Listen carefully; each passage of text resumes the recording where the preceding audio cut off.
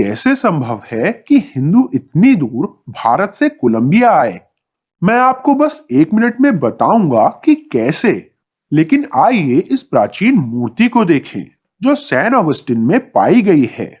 जैसे ही आप इसे देखते हैं आपको वास्तव में कुछ अजीब लगता है।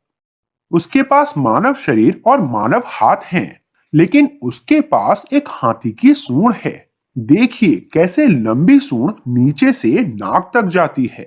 उसके पास मानव नाक नहीं है, उसके पास हाथी की सूंड और हाथी की तरह छोटी आंखें हैं। फिर से पुरातत्वविदों के पास इस मूर्ति के लिए कोई वास्तविक स्पष्टीकरण नहीं है, लेकिन यह हिंदू भगवान गणेश हैं।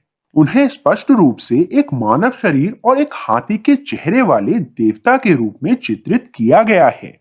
समानता देखिए, इसमें कोई शक नहीं है कि यह हिंदू भगवान गणेश हैं। हम यह भी देख सकते हैं कि दोनों आकृतियां अपने हाथों से अपनी सूंड को छू रही हैं और यहाँ तक कि उनके सिर पर हेलमेट भी है। लेकिन क्या यह वास्तव में हिंदू भगवान गणेश हैं? या मैं केवल हिंदू धर्म और भारत के प्रति अपनी व्यक्तिगत झुकाव के कारण चीजों की कल्पना कर रहा हूँ? क्या मैं सिर्फ एक और भारतीय व्यक्ति हूँ जो यह दावा करता है कि अन्य सभी संस्कृतियां भारत से उत्पन्न हुई हैं? कोई फर्क नहीं पड़ता कि आप इसे किस देश से देख रहे हैं।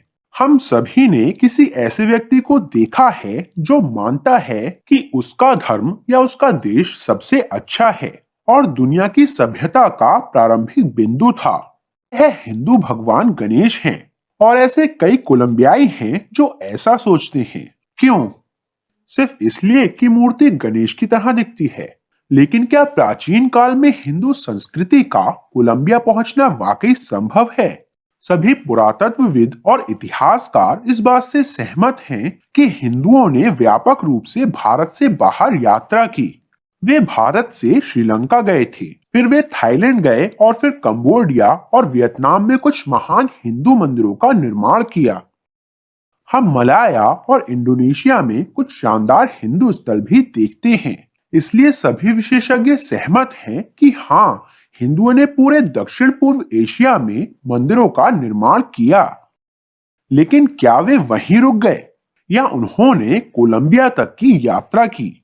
यदि हम सावधानी पूर्वक शोध करें तो हमें बहुत से प्राचीन स्थल दिखाई दे सकते हैं जो हिंदू मंदिरों से मिलते जुलते हैं। ऑस्ट्रेलिया, माइक्रोनेशिया, पॉलिनेशिया और हाँ, वे कोलंबिया पहुंच गए होंगे। इसलिए हम भगवान गणेश को कोलंबिया में देखते हैं। कोलंबिया में या यहाँ तक कि दक्षिण अमेरिका के पूरे महाद्वीप में हाथी नहीं हैं। हाथी केवल अफ्रीका और एशिया में पाए जाते हैं। इसलिए कोलंबिया में किसी के लिए प्राचीन काल में इस तरह की कल्पना करना असंभव होगा।